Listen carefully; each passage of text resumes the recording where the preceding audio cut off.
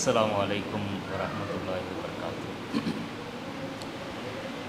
الحمد لله نحمده ونستعينه ونستغفره ونؤمن به ونتوكل عليه ونعوذ بالله من شرور أنفسنا ومن سيئات أعمالنا من يهده الله فلا مضل له ومن يضلله فلا هادي له وأشهد أن لا إله إلا الله وحده لا شريك له وأشهد أن محمدا عبده ورسوله أما بعد. எல்லா புகழும் புகழ்ச்சியும் அகில உலகங்களையும் படைத்தாளுகிற அல்லாஹ்வுக்கே உரித்தாகட்டும். அவனுடைய அன்பும் கருணையும் நபிகள் பெருமானார் ஸல்லல்லாஹு அலைஹி வஸல்லம் அன்னவர்கள் மீதும் அவருடைய குடும்பத்தார்கள், கிளையார்கள், உற்ற தோழர்கள் கியாமத் நாள் வரைக்கும் அவர்கள் காட்டிய வழிப்படி வாழ்ந்து மரணிக்கின்ற அனைவர்கள் மீதிலும் உண்டாகட்டுமாக. பேரன்புமிக்க இஸ்லாமிய சகோதரர்களே, அல்லாஹ்வினால் கண்ணியப்படுத்தப்பட்ட அவனுடைய ஒட்டுமொத்த அருள்களும் நிரம்ப பெற்ற ஒரு புனிதமிக்க மாதத்தை நாம் அடைந்து அதன் 9 நோன்புகளை நிறைவு செய்தவர்களாக நாம் இந்த இடத்திலே வீற்றிருக்கிறோம். இந்த ரமலானுடைய காலம் என்பது மனிதர்களை பக்குவப்படுத்துகின்ற, மனிதர்கள் மத்தியிலே ஒரு மாற்றத்தை ஏற்படுத்துகின்ற ஒரு மகத்தான காலகட்டம் ஆகும். இந்த ரமலானை நாம் நம்முடைய வாழ்க்கையில் பயன்படுத்தி கொள்ள தவறுகிற பொழுது நாம் எப்படி இதற்கு முன்னால் நம்முடைய வாழ்க்கையை 11 மாத காலங்கள் கடந்து வந்தோமோ அதே போலத்தான் இந்த மாதத்தையும் நாம் கடந்து சென்று விடுவோம். அப்போ நாம் சந்தித்திருக்கிற இந்த காலம் நம்மிடத்திலே ஏதாவது ஒரு மாற்றத்தை உண்டாக்க வேண்டும் என்றால் இந்த மாதம் நமக்கு ஏன் அல்லாஹ்வினால் தேர்ந்தெடுக்கப்பட்டு நீங்கள் நோன்பு நோட்க வேண்டும் என்று ஒரு மிக பெரும் கடமை சுமத்தப்பட்டு இந்த மாதத்தை இறைவன் நமக்கு தந்ததன் அந்த அடிப்படை நோக்கம் என்ன என்பதை புரிந்து நாம் நம்முடைய வாழ்க்கையில் அந்த நோக்கத்தை அடைய முயற்சி செய்ய வேண்டும். அப்படி முயற்சி செய்யாவிட்டால் வெறுமனே இந்த மாதத்தை நாம் நம்முடைய வாழ்க்கையில் உணவை தவிர்த்து பசியோடு இருந்து நாம் குடிபானங்களை தவிர்த்து தாகித்திருந்து வெறும் ஒரு காலத்தை வீணடித்து கழித்த ஒரு கூட்டமாகத்தான் நாம் கணிக்கப்படுவோம். நம்மை பல ரமலான்கள் இந்த உலகத்திலே சந்தித்திருக்கிறது, சந்தித்த ரமலான்கள் கடந்து சென்றிருக்கிறது. அந்த ரமலான்கள் மூலமாக எதிர்பார்க்கப்பட்ட உண்மையான மாற்றங்களை இந்த சமுதாயத்திலே நாம் அடைந்திருக்கிறோமா என்ற அந்த முதலாவது கேள்வியோடு நாம் இந்த ரமலானை கடக்க முயற்சி செய்ய வேண்டும். அல்லாஹ் ரப்புல் ஆலமீன் அவனுடைய திருமறை குர்ஆனிலே சொல்லக்கூடிய இந்த வசனத்தை தான் ரமலான் ஆரம்பித்த நாள் தொடக்கம் அது முடிகிற நாள் வரைக்குமே எங்களுடைய காதுகளில் ஒவ்வொரு உலமாக்களும் அறிஞர்களும் மௌலைமார்களும் ஓதிக்கொண்டே இருக்கிறார்கள். வானொலியை துறந்தால் அந்த உபதேசங்கள் தான் கேட்கிறது, டிவியை போட்டாலும் அந்த உபதேசங்கள் தான் செல்லுகிறது, நம்ம ஃபோனை எடுத்து நோண்டினாலும் அந்த உபதேசங்களை கேட்க வாய்ப்பு கிடைக்கிறது. என்ன சொல்லப்படுகிறது? ரமலானுடைய காலம் என்பது அல்லாஹு தஆலா நமக்கு ஏன் கடமையாக்கினான் என்பதை குறித்து சொல்லும் பொழுது இந்த ரமலானுடைய காலம் உங்களிடத்திலே ஒரு மாற்றத்தை கொண்டு வர வேண்டும். இந்த ரமலானுடைய காலத்தில் நீங்கள் பிடிக்கக்கூடிய நோன்புகள் உங்களுடைய வாழ்க்கையில் ஒரு மாற்றத்தை ஏற்படுத்த வேண்டும். அந்த மாற்றம் உங்களுடைய வாழ்க்கை முழுக்க அது நிலைத்திருக்க வேண்டும் என்று அல்லாஹு தஆலா எதிர்பார்க்கிறார்.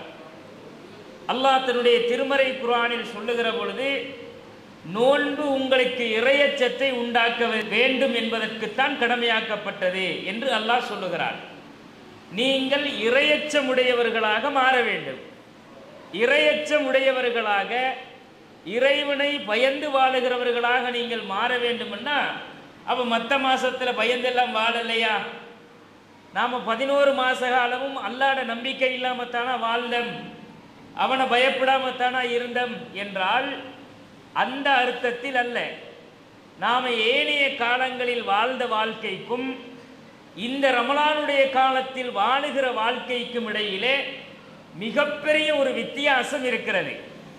நாம் உண்டு குடித்து தேவையானதை அனுபவித்து நாம் ஏனைய காலங்களை கடத்தியதை போல இந்த ரமலானுடைய காலத்தை நாம் கடத்துகிறோமா என்றால் அப்படி நாம் கடத்தவில்லை.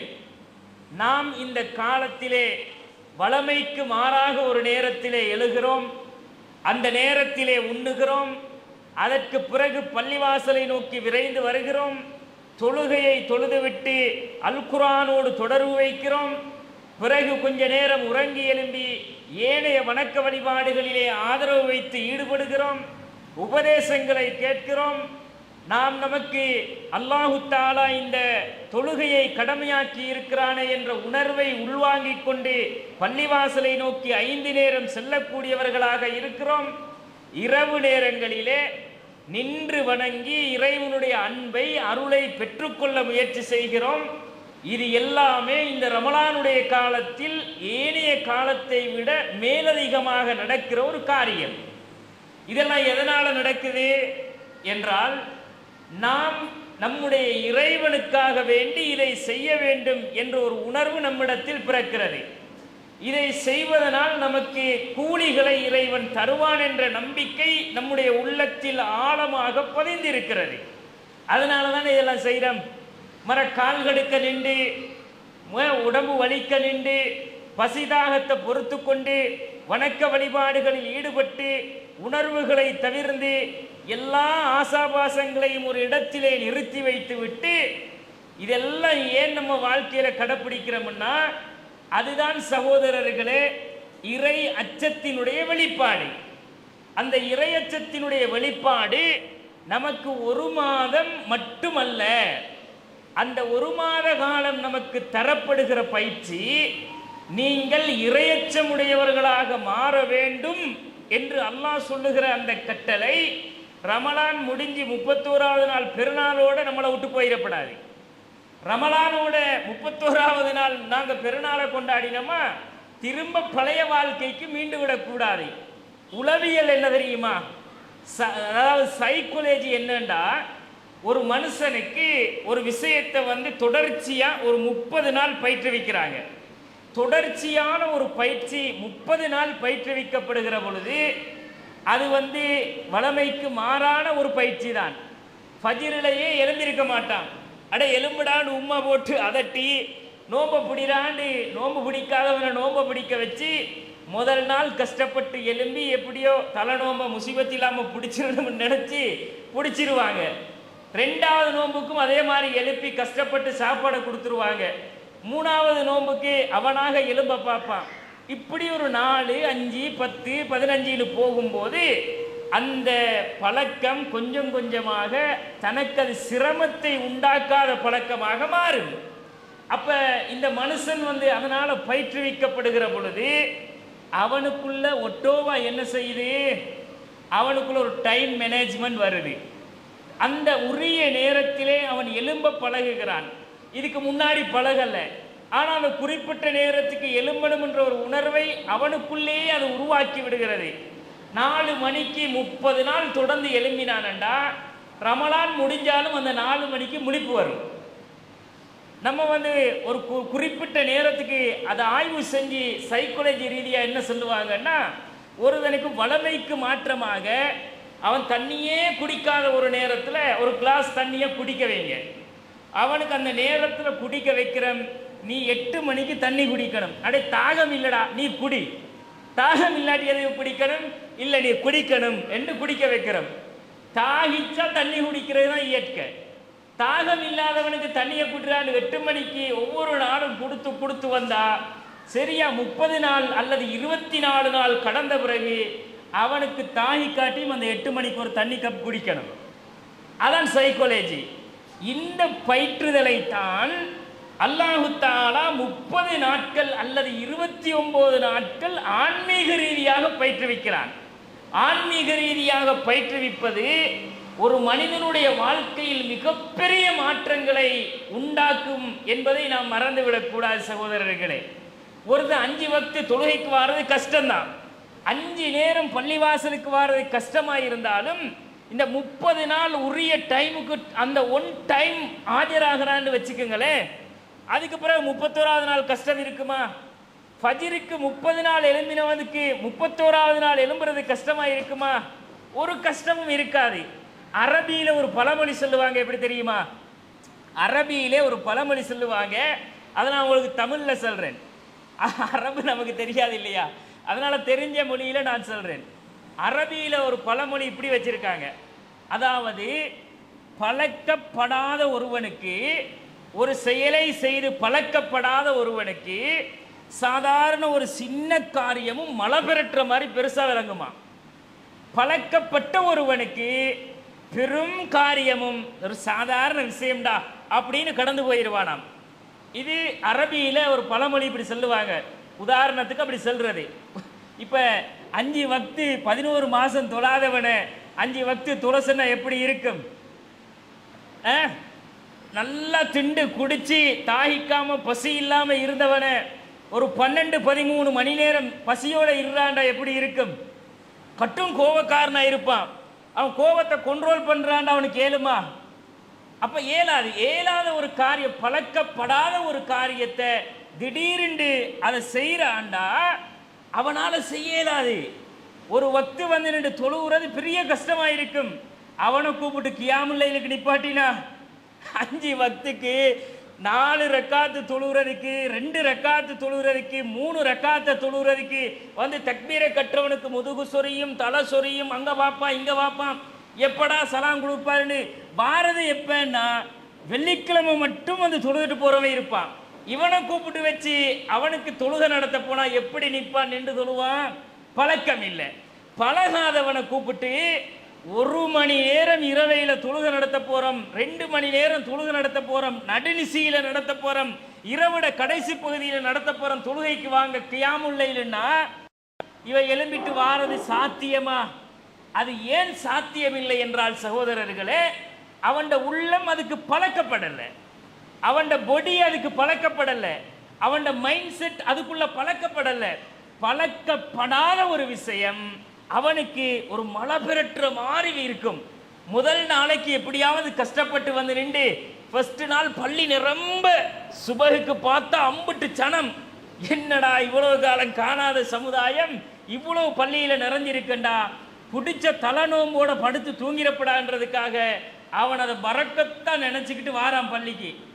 அந்த நாளைக்கு பிறகு அவனை பார்க்குறமா, அதுக்கு பிறகு ஒரு 2 நாள் 3 நாள் கடந்தா கியாமுல் லைல பார்க்க ஏழுமா இருக்குதா? இல்லை. ஏன்னு கேட்டால் ஒரு 2 ரக்காத்தை தொழுவான், தொழுதுட்டு பெரிய ஒரு சாதனை செஞ்ச மாதிரி நினச்சிட்டு ஒரு ஓரமாக சொகரை பிடிச்சி இப்படி உட்காந்து பார்த்துட்டு இருப்பான். அடுத்தது 3வது ரக்காத்து ஹசரத் எலும்பி தொழுவிச்சு ருக்குவுக்கு போகும்போது ஓடி வந்து ருக்குவில் சேருவான். ஏன்னா நிற்க இயலாது, அவனுக்கு நிற்கிறது கஷ்டம். ஏண்டா அவனுக்கு அந்த சின்ன விஷயமும் அதை கேட்டுக்கிட்டு கையை கட்டிக்கிட்டு கொஞ்சம் கண்ட்ரோல் பண்ணுறதுன்றது ஒரு சாதனை செய்கிற மாதிரி அவன் நினைக்கிறான். பார்த்தீங்களா? ஏன்? அதுதான் அவனுடைய சைக்காலஜி.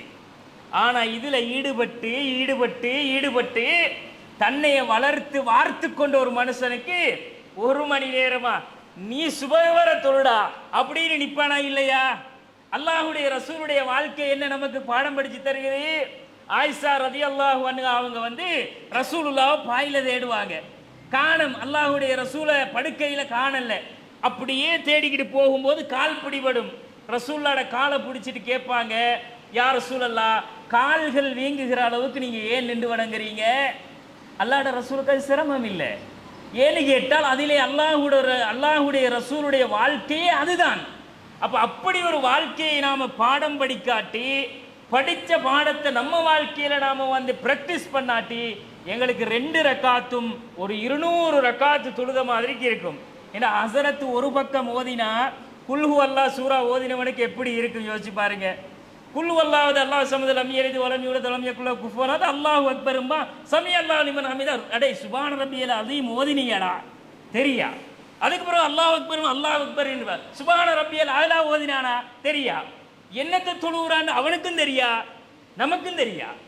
தொழுது முடிச்சுட்டு அவரு 5 வக்துக்கு வராட்டியும் கெட்டஞ்ச டைமை பெர்ஃபெக்டா செஞ்சிருவாரு அப்படின்ற ஒரு ஆனந்தம் அடைகிறான். பார்த்தீங்களா? இது கஷ்டம், சிரமம். ஏன் சிரமம்டா? அவனுடைய மனதும் உள்ளமும் அதற்கு பழக்கப்படுத்தப்படல, அதனாலதான் சிரமம். அப்ப இரவு வணக்கங்களிலே அல்லாஹ் நம்மை அதற்கு பக்குவப்படுத்துகிறான். அதுல நீங்க எப்படி பக்குவம் அடையணுங்கிறதுக்கு நமக்கு ஆர்வப்படுத்துறான் தெரியுமா? நபிகளம் பெருமானார் ஸல்லல்லாஹு அலைஹி வஸல்லம் அவர்கள் சொல்லுகிறார்கள், இதுதான் சைக்காலஜி சகோதரர்களே. இந்த பக்குவத்தை தான் ரமலான் நமக்கு பயிற்றுவிக்கிறது. நாம அந்த ஒன் டைம் 5 வக்து தொழுகிறதுக்கு இதிலே நம்மளுக்கு ஒரு டைம் மேனேஜ்மெண்ட் அது உருவாக்குதா இல்லையா? டேய் நீ 4 மணிக்கு எழும்பி சாப்பிடணும்டா, அந்த 4 மணிக்கு 30 நாள் எழும்பி சாப்பிடுறான், அவனுக்கு அது சிரமமாக தெரிய மாட்டாது. 4 மணிக்கு சாப்பிட்டவன் கடைசி அப்பா மகரிபுல 6:30க்கு தான் பாங்கு கேட்கும்டா, அது வரைக்கும் வெயிட் பண்ணி ஒரு பொறுமையை எடுத்துக்கிறான் தானே தண்ட வாழ்க்கையில. அப்படி கண்ட்ரோல் பண்றான் தானே, ஆசையை கண்ட்ரோல் பண்றான், கோபத்தை கண்ட்ரோல் பண்றான், தண்ட எல்லா தேவையையும் கண்ட்ரோல் பண்றான், பேச்சை கண்ட்ரோல் பண்றான், நாவடக்கத்தை வச்சுக்கிறான். அடுத்தவன் அடிச்சாலும் அப்படியா பார்த்துக்கிறேன்டா, நோம திறந்து கட்டும் அப்படின்டாச்சு தன்னைய கட்டுப்படுத்திக்கிறான். இப்படி ஒரு செல்ஃப் கண்ட்ரோலுக்குள்ள அவனை உருவாக்கி 6:30க்கு அவனை நோம்பு திறக்க வச்சு, அதுக்கு பிறகு இரவுல கொஞ்சம் நில்லுடா, ரப்புக்காக நில்லுப்பா, நின்று நீ அல்லாவுக்காக கையை கட்டி அந்த இரவு வணக்கத்தில் ஈடுபடுப்பா. அப்படி ஈடுபட்டா உனக்கு என்ன போனஸ் நன்மையை நான் கொடுப்பேன் தெரியுமா அப்படின்னு நபிகள் நாயகம் ஸல்லல்லாஹு அலைஹி வஸல்லம் அவர்கள் சொல்லுகிறார்கள். மன் காம ரமலான ஈமானன் வஹ்திசாபன் உஃபிர லஹு மா தக்கத்தம மின் தன்பி. இது எவ்வளவு பெரிய பாக்கியம் என்றதை அவன் சரியா தண்ட மைண்டுக்குள்ள போட்டான்னு வைங்களேன், நிக்கிறதெல்லாம் கஷ்டமே விளங்காது. டேய் உனக்கு 10 லட்சம் ரூபாய் காசு தர போறாங்களாண்டா, அந்த கொடுத்துட்டு இருக்கிறான்டா போடாண்டா, 10 லட்சமா அப்படின்னு இருந்த இடம் தெரியாம போய் இல்ல பூந்து அங்க பூந்து அடிச்சு பிச்சு நான் தானே உனக்கு முன்னாடி வந்த நிப்பானா இல்லையா? துனியாவில் அவனுக்கு கிடைக்கிற பாக்கியம் பெருமதி தெரிகிற பொழுது கஷ்டப்படுறான். அதுக்கு வெயில்ல நின்றாலும் சரி, மலையில நின்றாலும் சரி, மழை கொட்டுன்னு கொட்டினாலும் தலையில சொப்பினை வச்சுக்கிட்டு நிற்பான். தலை நனையாம உடம்பு நனைஞ்சா பரவாயில்லை அப்படின்னு போய் நின்று காசை வாங்கிட்டு வர்றது. ஒரு 5000 ரூபாய் காசுக்கு மக்கள் எத்தனை கியூல நின்றதை பார்த்துருக்க? ஒரு 5000 ரூபாய் காசுக்கு கியூல எத்தனை மக்கள் நின்றதை பார்த்தோம். ஒரு 5 கிலோ அரிசி பேக்குக்கு எவ்வளவு மக்கள் சிரமப்பட்டதை பார்த்தோம். அப்ப இதெல்லாம் துனியாவுக்கு அவனுக்கு அந்த லாபம் தெரியுதுனால நிற்கிறான். ஆனா நீ இரவையில நின்று வணங்கினா உனக்கு என்ன கிடைச்சும்? அல்லாஹுடைய தூதர் ஸல்லல்லாஹு அலைஹி வஸல்லம் அவர்கள் சொல்லுகிறார்கள், யார் ரமலானுடைய காலத்திலே இரவு நேரத்திலே நின்று வணங்குகிறார்களோ, ஈமானோடு உண்மையாக அல்லாஹுவை நம்பிக்கை கொண்ட நிலையில் என் இறைவன் இதற்குரிய கூலியை பூரணமாக தருவான் என்ற நம்பிக்கையில் யார் நின்று வணங்குகிறார்களோ அவர்களுடைய முந்தைய கால பாவங்கள் எல்லாம் மன்னிக்கப்படும். நீ பேச்சில தப்பு செஞ்சிருக்க மாட்டியா? பார்வையில தவறு நடந்திருக்காதா? செயல்பாடுகள்ல தவறு வந்திருக்காதா? எங்களை அறியாம நாங்க பெரும் பெரும் பாவங்கள் செய்யாட்டியும் சின்ன சின்ன எத்தனை தவறுகளை எங்களுடைய உடல் உறுப்புகளால், சிந்தனைகளால், செயல்பாடுகளால் செய்திருப்போம். அத்தனையும் எல்லாம் மன்னிக்கிறானடப்பா. இப்படி ஒரு யார் இதை மன்னிப்பான்? எங்கட உம்மா அப்பா செய்யலுமா? எங்கட கூட்டாளி மாதிரி செய்யலுமா? படைச்ச ரப்புல் ஆலமீன் சொல்லுகிறான், உன்னையே நான் மன்னிச்சிட்டேன் போடா. எதுக்காக? நீ 11 மாசம் செஞ்ச அவ்வளவு தவறையும் பெரும் பாவம் அல்லாத குற்றங்களையும் எனக்காக நின்று கொஞ்ச நேரம் பொறுத்துக்கிட்டு அந்த இரவு நேரத்தில் நின்று வணங்கினாயே, அதுக்கு கொடுக்கிற அல்லாஹ் நான் அவன் அடியார்களுக்கு கொடுக்கிற கிஃப்ட் சகோதரர்களே. இது எப்படி கிடைச்சும்? இது கிடைச்சணும்டா இந்த நன்மை கிடைக்கும் என்ற நம்பிக்கை அவனுடைய சிந்தனையில் ஆழ பதிய வேண்டும். அப்படி பதியப்பட்டால்தான் இரவு நேரத்தில் நிற்கிறதுக்கு சோம்பேறித்தனம் இல்லாமல் போகும். அல்லாஹுடைய ரசூல் ஸல்லல்லாஹு அலைஹி வஸல்லம் அவர்கள் இந்த வணக்கத்தை மட்டும் சொல்லவில்லை. மன் சாம ரமலான ஈமானன் வஹ்திசாபன் உஃபிர லஹு மா தகத்தம மின் தன்பிஹி. ரசூல் ஸல்லல்லாஹு அலைஹி வஸல்லம் அவர்கள் இன்னொன்றையும் சேர்த்து சொன்னாங்க. ரமலானுடைய மாதத்தில் ஈமானோடு நன்மையை எதிர்பார்த்து யார் அல்லாஹ்வுக்காக இந்த நோன்பை நோட்கிறார்களோ அவர்களுடைய முந்தைய பாவங்களும் மன்னிக்கப்படும். நோன்பு பிடிச்சானா இல்லையான்றது எனக்கும் தெரியாது, உங்களுக்கும் தெரியாது. நான் நோன்பா இல்லையான்றது நீங்கள் என்னை இப்படி பார்த்து தீர்மானம் பண்ண இயலாது. அதனால தான் அல்லாஹுடைய தூதர் ஸல்லல்லாஹு அலைஹி வஸல்லம் அவர்கள் சொன்னார்கள், அல்லாஹுவே சொல்லுவதாக சொன்னார்கள், அஸ்ஸியாமுலி வ அன அஜ்ஸி பிஹி.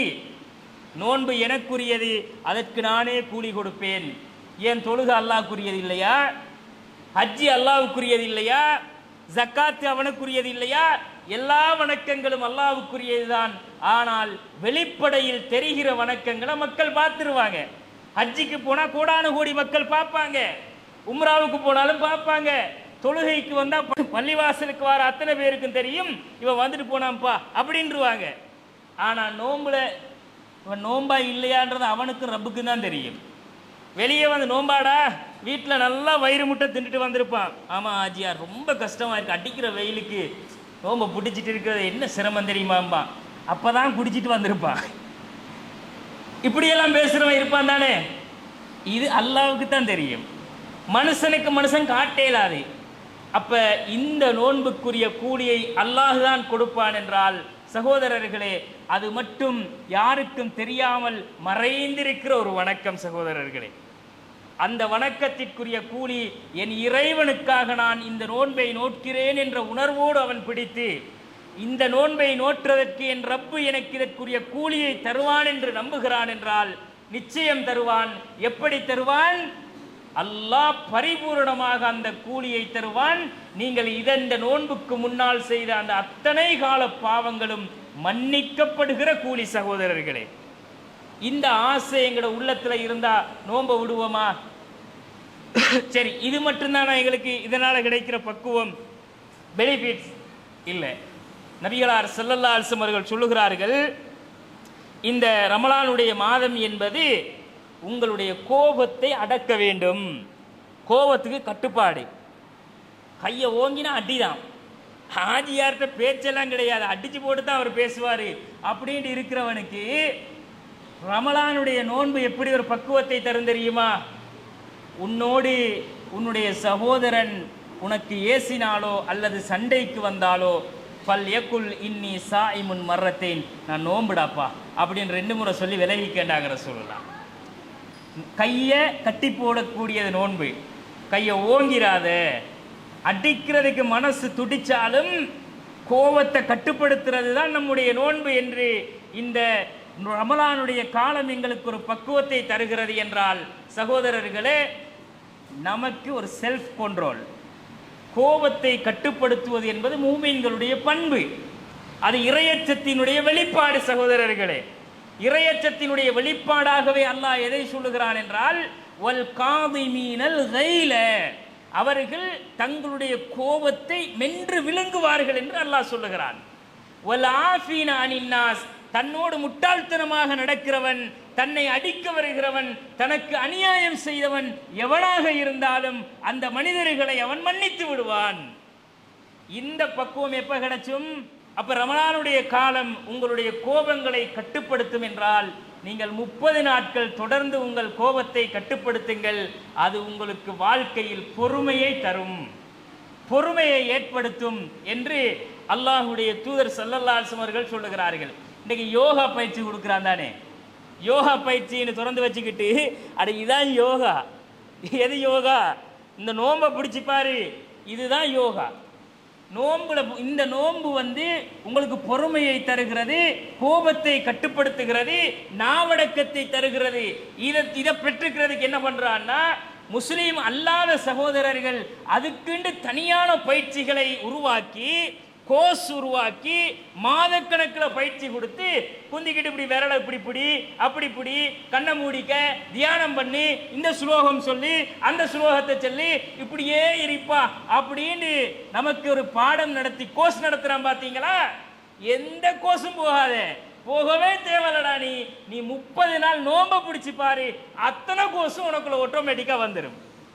அப்ப எங்களுடைய கோபம் கட்டுப்படுத்தப்படுகிறது என்றால் எங்களுக்கு மூமீன்களுடைய அடையாளமாக அல்லாஹ் சொல்லித் தருகிற ஒரு பண்பை நோன்பு உருவாக்குதா இல்லையா? உருவாக்குது. கோபம் கட்டுப்படுத்தப்படுகிறது.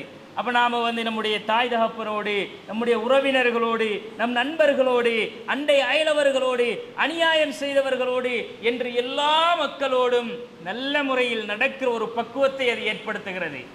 இந்த பக்குவம் ரமலான் தானே தருகிறது. அப்ப நோன்பு என்பது எங்களை பக்குவப்படுத்துகிற ஒரு மாதம் என்பதை நாம் உணர வேண்டும். நாவுகளுக்கு கடிவாளமிட்டு இதை பேசிராத, பேசக்கூடாது, ஒரு ரப்பு இதை விரும்ப மாட்டான் அப்படின்னு ஒரு உணர்வை நமக்குள்ள விதைச்சுதா இல்லையா? அடுத்தவனை பத்தி பேசும்போது அடை நோம்பாளியா இருக்கிற இதெல்லாம் பேசாதப்பா அப்படிங்கிற ஒரு உணர்வை தருதா இல்லையா? ஆனா பேசுறவன் இருக்கிறான், அவன நோம்புல எந்த பலனும் கிடையாது. நோன்பை பிடிச்சிக்கிட்டு கையை தூக்குறவன் இருக்கிறான், அவனுடைய நோன்பால் எந்த பலனும் அவனுக்கு இல்லை. நபிகளம் பெருமானார் ஸல்லல்லாஹு அலைஹி வஸல்லம் அவர்கள் சொன்னார்கள், மல்லம் யதஅ கௌல ஸூரி வல் அமல பிஹி ஃபலைஸ லில்லாஹி ஹாஜத்துன் ஃபீ அன் யதஅ தஆமஹு வ ஷராபஹு.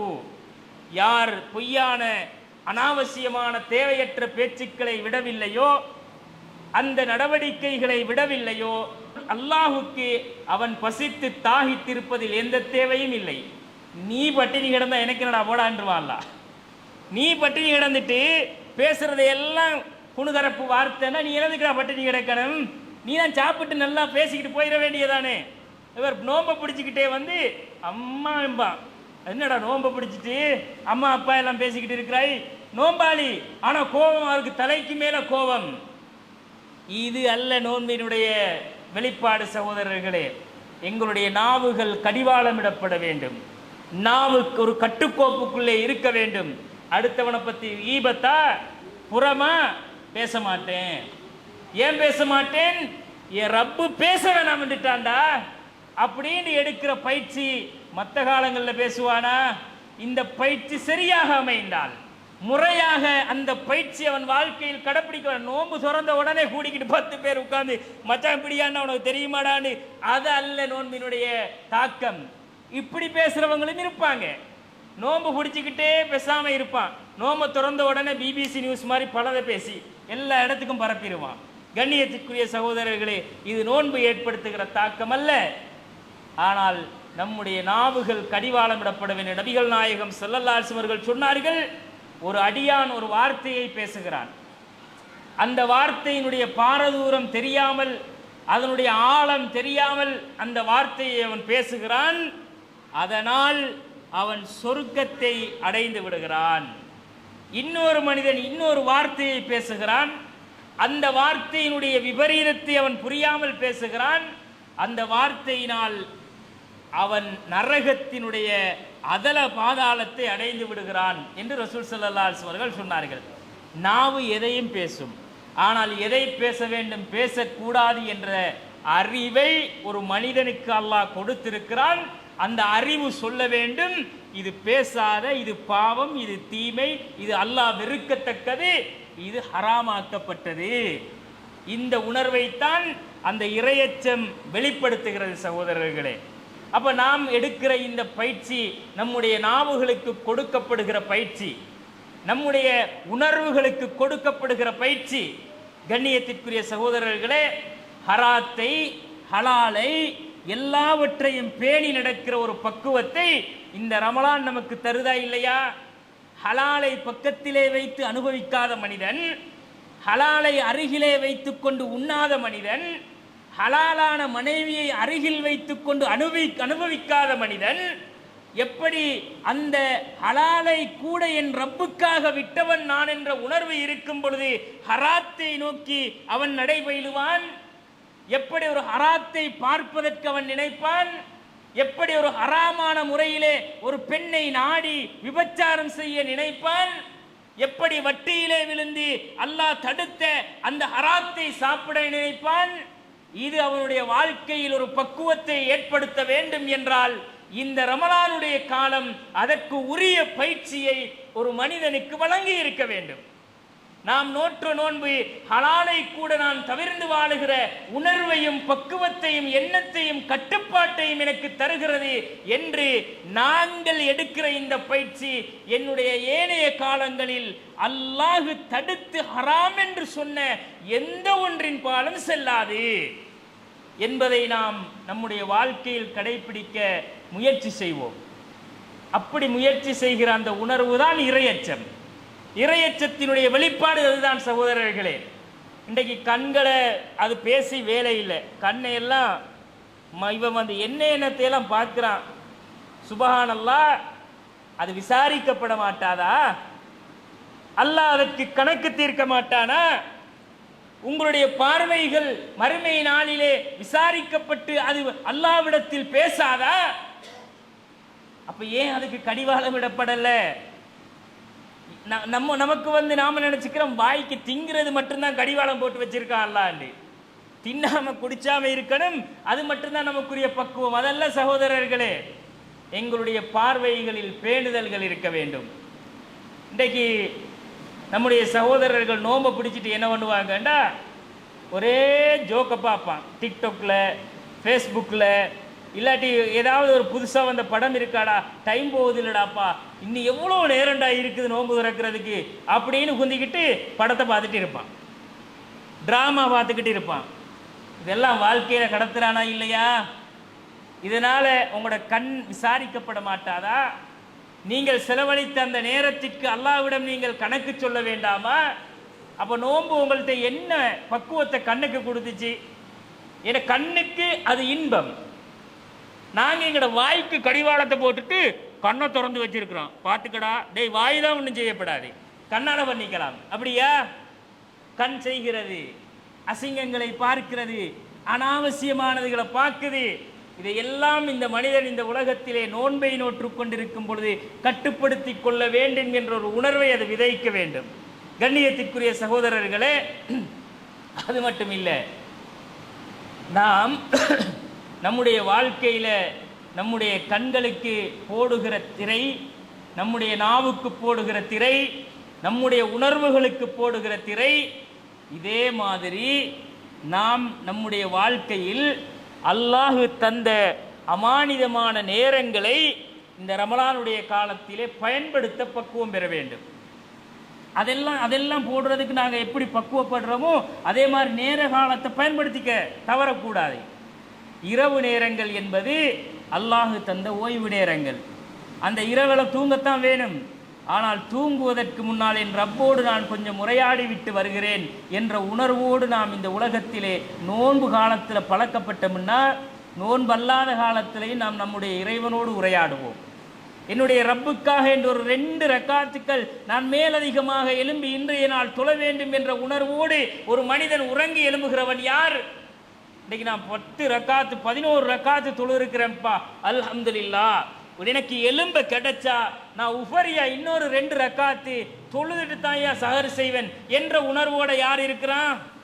அப்படி எலும்புறதே கஷ்டப்பட்டென்றால் சகோதரர்களே, நம்முடைய வாழ்க்கை இன்னும் மாறவில்லை, உணர்வுகள் மாறவில்லை, நம்முடைய வாழ்க்கை பழையவாறு தான் இருந்து கொண்டிருக்கிறது என்பதை நாம் மறந்துவிடக்கூடாது சகோதரர்களே.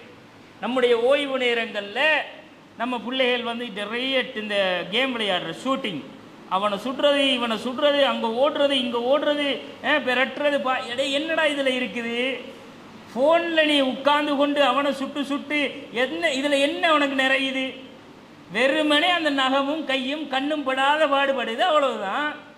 அந்த நேரத்தில் ஒரு சுப்ஹானல்லாஹ் சொல்லப்பா, ஒரு அல்ஹம்துலில்லாஹ் சொல்லு, ஒரு அல்லாஹு அக்பர் சொல்லு. அல்லாஹ் சொர்க்கத்தில் ஒரு மரத்தை நாட்டுவானடா உனக்கு. அல்லாஹ் அந்த நேரத்தில் நீ செலவிடுகிற ஒவ்வொரு மணி நேரத்திற்கும் நொடிகளுக்கும் அல்லாஹ் உனக்கு மறுமை நாளில் கூலி தருகிற நேரமாக அதை மாற்ற வேண்டாமா? நீங்கள் சும்மா இதில் வந்து நேரம் கழிப்பது 1 மணி நேரம் 2 மணி நேரம் சும்மா அசால்ட்டாக இருந்து கழிக்கிறான். ஒரு பக்கம் குர்ஆனை ஓதுறான்டா, முடியலையே அவனால், ரொம்ப கஷ்டமாக இருக்கே. குர்ஆனை ஒரு ஒரு பக்கத்தை ஓதுவான், அந்த கொட்டாய் போகும், அப்படியே மூடி வைப்பான். என்ன கஷ்டமா இருக்குடாப்பான்னு சாஞ்சி தூங்கிடுவான். போனை மொபைலை கையில் கொடுத்து பாருங்க, நித்திரையே வராது அவனுக்கு, நித்திரையே வராதே. எத்தனை மணி நேரம் உண்டாலும் அதுக்குள்ள கிடக்கிறானே, இன்ஸ்டாகிராம்ல கிடக்கிறான், டிக்டாக்ல கிடக்கிறான். கிடக்கிறான்டா கிடக்கிறாள் என்றதை ஏன் மூளை செல்லலப்படாது, அவளும் கிடக்கிறாள் தான். ரெண்டு பேருமே ஆம்பளை பொம்பளை எல்லாமே வீணடிப்பது எப்படி என்றால், நேரத்தை கடத்துறதுக்கு சரி குர்ஆனை கொஞ்சம் எடுத்து வச்சு ஓதுவோம்ப்பா, அல்லாஹ்வுடைய தூதர் சொன்னார்கள் அலிஃப் லாம் மீம் என்று ஓதுங்கள், ஒரு எழுத்துக்கு 10 நன்மை என்று அல்லாஹ் தருவானா. அலிஃப் லாம் மீம் அது என்னடா அது? இன்னைக்கு இந்த எந்த அளவுக்கு பைத்திய முத்தி போயிருக்கண்டா, டிக்டாக்ல சீரழிஞ்ச சமுதாயம் கொஞ்சம் இருக்குது, அதுக்குள்ளே தான். அதுக்குள்ள ஆட்சிமாருக்கும் இது விளக்கில்ல, ஆட்சிமாரு குட்டமா குட்டுன்னு நல்லா குட்டுறாங்க இன்றைக்கு. ஓ என்னடா குட்டமா குட்டு, நம்ம புதுசா இருக்கே கேட்கிறோமே, குட்டமா குட்டா சின்ன மட்டுக்கு புள்ளே படிக்குது குட்டமா குட்டேன்னு. சரி என்ன குட்டமா குட்டுன்னு பார்ப்போம்னா, யாரோ ஒரு பங்களாதேஷ் ஆட்சி, ரப்பே ரஹ்மானே, அந்த நோய் பரவிச்சா இங்க குமரு புள்ள சின்ன புள்ள நம்மட சனம் அதெல்லாம் மூஞ்ச மறைச்சிக்கிட்டு குட்டமா குட்டு. எவ்வளோ பெரிய தாக்கம் ஏண்டா, அந்த அளவுக்கு சீரழிஞ்சு போய் இருக்குது சமுதாயம். அதுக்குள்ள நேர காலம் கடத்தி, அதுக்குள்ள ஜோக்க பார்த்து, அதுக்குள்ள நடிச்சு, அதுக்குள்ள அந்த பாட்டை படிச்சு, இப்படி நேரத்தை காலத்தை செலவிடுகிற ஒரு சமுதாயத்தை பார்க்கிறோம். ஆனால் கண்ணியத்திற்குரிய சகோதர சகோதரிகளே, அந்த நேரத்தை நீங்கள் குர்ஆனோடு தொடர்படுத்துங்கள். உங்களுடைய பாவங்களுக்குரிய மன்னிப்பை தேடுவதற்காக நீங்கள் அதை விரயம் செய்யுங்கள். நான் என்னுடைய வாழ்க்கையில் செய்த தவறுகளை பாவங்களை மீள் விசாரணை செய்வதற்கு, என்னை நான் முகாசபா செய்து கொண்டு என் வாழ்க்கையை திருத்துவதற்கு அந்த நேரத்தை நீங்கள் பயன்படுத்துங்கள். காலை எழுந்து என்னுடைய வாழ்க்கை நான் உறங்குகிற நேரம் வரைக்கும் எப்படி கழித்தேன், எதை செய்தேன் என்று மீட்டி பார்த்து ரப்போடு நீங்கள் கையேந்தி கண்ணீர் வடிப்பதற்கு அதை மாற்றுங்கள். அப்படி மாற்றுகிற ஒரு சமுதாயமா இருக்குமா? அல்லாஹ்வுடைய அரிசுடைய நிழல் யாருக்கு கிடைக்கும் என்று ரசூலுல்லாஹ் சொன்னார்கள். ஒரு மனிதன் தனிமையில் இருந்து அல்லாஹுவை நினைத்து கண்களால் கண்ணீர் வடித்து அழுகிற ஒரு மனிதனுக்கு அல்லாஹ்வுடைய அரிசுடைய நிழல் கிடைக்கும் என்றார்கள் ரசூல் ஸல்லல்லாஹு அலைஹி வஸல்லம். எனக்கு உங்களுக்கு கிடைச்சுமா? கிடைச்சனும் என்று நாங்கள் ஆதரவு வைக்க வேண்டும்.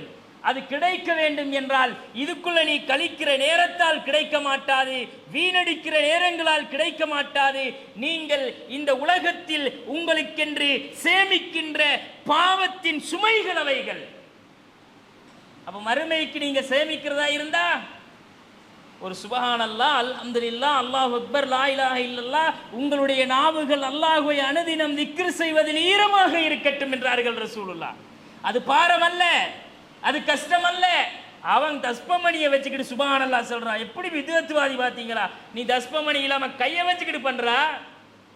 ஏன் அல்லாஹ்வோட கையை என்ன எப்படியா வச்சிருக்கா? மடக்கேலாதா? கம்பு மாதிரி விரைச்சிட்டா மடக்கு. ஒவ்வொரு மூட்டுகளுக்கும் ஜொயிண்டுகளுக்கும் நீ ஒவ்வொரு நாளும் 360 ஜொயிண்டுக்கும் நீ உன்னுடைய ரப்புக்கு நீ நன்றி செலுத்துவதாக இருந்தால் தர்மம் செய்ய வேண்டும் என்றார்கள் ரசூலுல்லாஹ். இதை நீட்டி மடக்கி இப்படி பிடிச்சி எடுக்கிறதுக்கெல்லாம் எங்க வச்சிருக்கிறானே, அதுக்கெல்லாம் அல்லாஹ்வுக்கு நன்றி செலுத்துகிற அடியார்கள் தஸ்பீஹ் செய்யுங்கள், அல்லாஹ்வை புகழுங்கள் என்றால் இந்த காலத்தை அதுக்கு பயன்படுத்துவோமே. ஏன் என்ன கஷ்டம்? அளவாங்க போட்டு கின்ற மாதிரியா? ஒரு சுபஹானல்லாஹ், ஒரு அல்ஹம்துலில்லாஹ், சுபஹானல்லாஹ்னு சொல்றதுக்கு என்னப்பா கஷ்டம்? சுபஹானல்லாஹ் என்பது ஒரு பிரார்த்தனை தெரியுமா? சுபஹானல்லாஹ்டா அது ஒரு பிரார்த்தனை, தனியாக ஒரு பயான் பண்ணணும், அது வேறையா பேசுவோம் இன்ஷா அல்லாஹ். இதெல்லாம் நம்ம கடைப்பிடிக்க தவறுறோம், தூங்கி கழிக்கிறோம் இந்த காலத்தை. நம்மளோட வாழ்க்கையை சுபஹ தொழுதுட்டு போனால், சுபஹ தொழுகிறோமோ இல்லையோ அல்லாஹு அலம், தொழுதுட்டு போனால் இன்றைக்கு படுத்து அப்படியே இந்த நாளை கழிக்கிற அப்படின்றது தான் அவனோட நீயத்து. மர உம்மா தட்டிடே ஒழும்புடா, கஞ்செடுத்துட்டு வாடா, நோன்பு திறக்கணும்டா, என் வாப்பா இல்லையா, வாப்பாவை அனுப்புமா, இன்னும் கொஞ்ச நேரம் படுக்க விட மாட்டா என்ன அப்படின்னு அதில் படுத்துருவான். சில பேர் வாழ்க்கை படுத்து தான் கழிக்கிற, இரவு இரவு முழுக்கவும் படுக்கிற, தூங்குற, சஹரு செஞ்சுட்டு படுத்தாலும் ஏண்டா இவர் டயர்ட் ஆகிட்டார் தானே, நின்று வணங்கி கலைத்து இரவு முழுக்க குர்ஆனை ஓதி திக்ருகள் செய்து தௌபா இஸ்திக்பாரில் ஈடுபட்டு கண் விழித்திருந்து என் ரப்புக்காக என்னுடைய இரவை கழித்து விட்டேன், இப்போ கொஞ்சம் டயர்டு தலையை வச்சு தூங்குவோம் அப்படின்றதுக்கு அது தூங்குறான். அவனோட வாழ்க்கையே தூங்குறது தான்.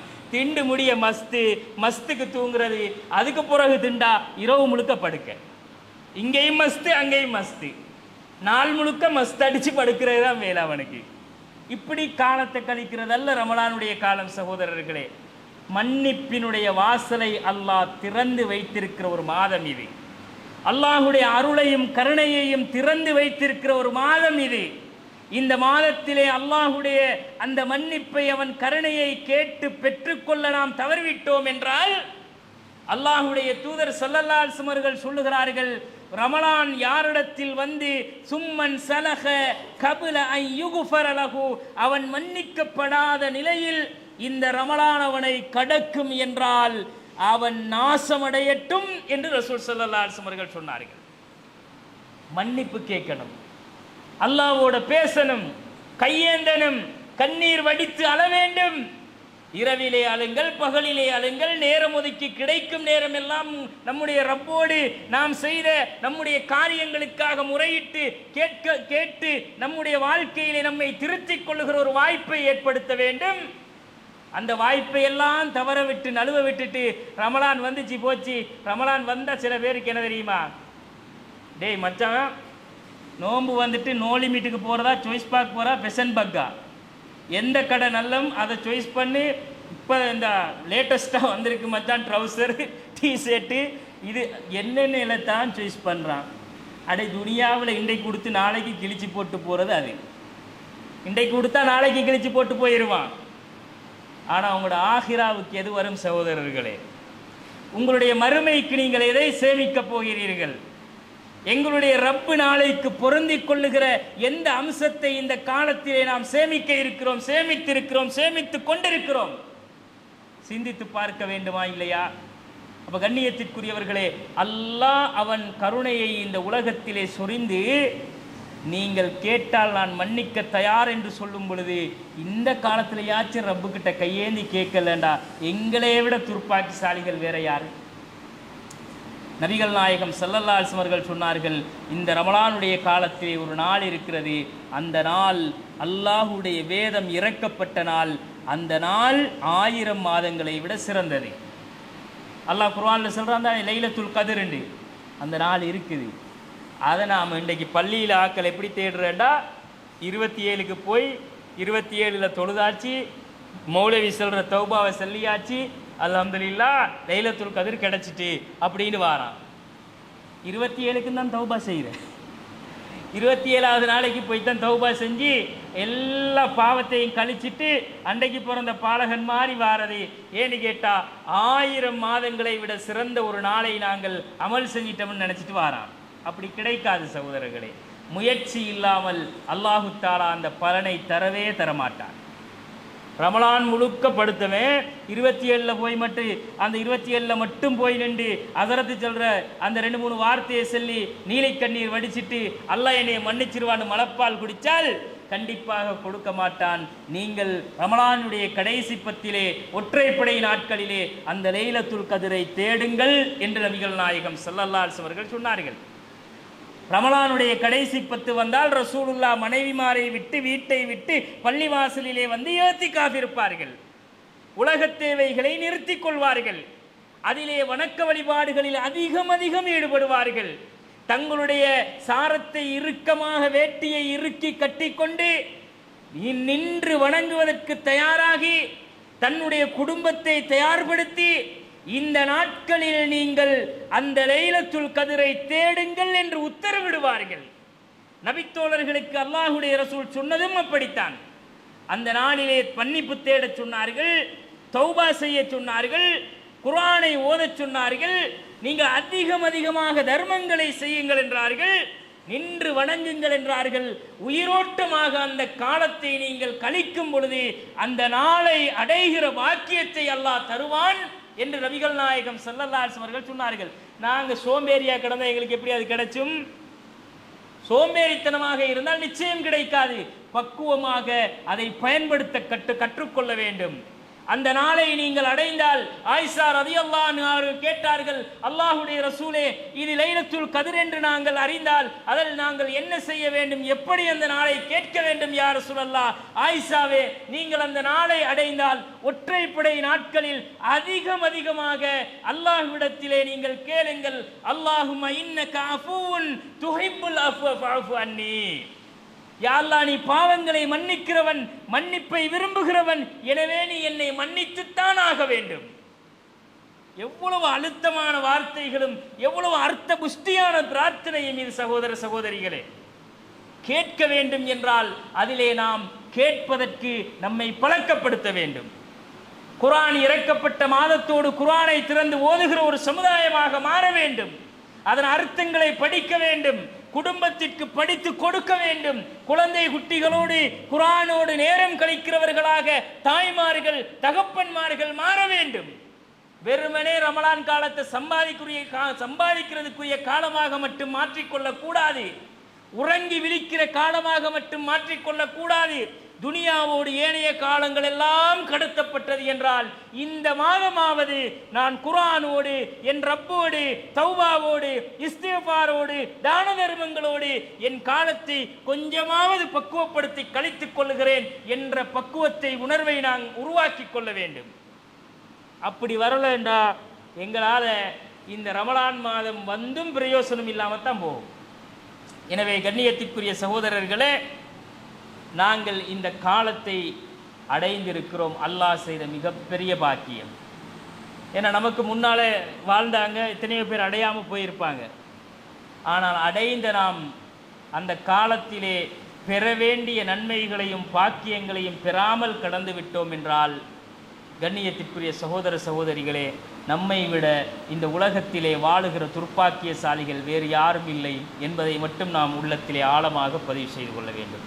இன்ஷா அல்லாஹ் இதனுடைய தொடர்ச்சியை வருகிற நாட்களை தொடர்ந்து பார்ப்போம். வாஹிரு தவானா அனில் ஹம்துலில்லாஹி ரப்பில் ஆலமீன்.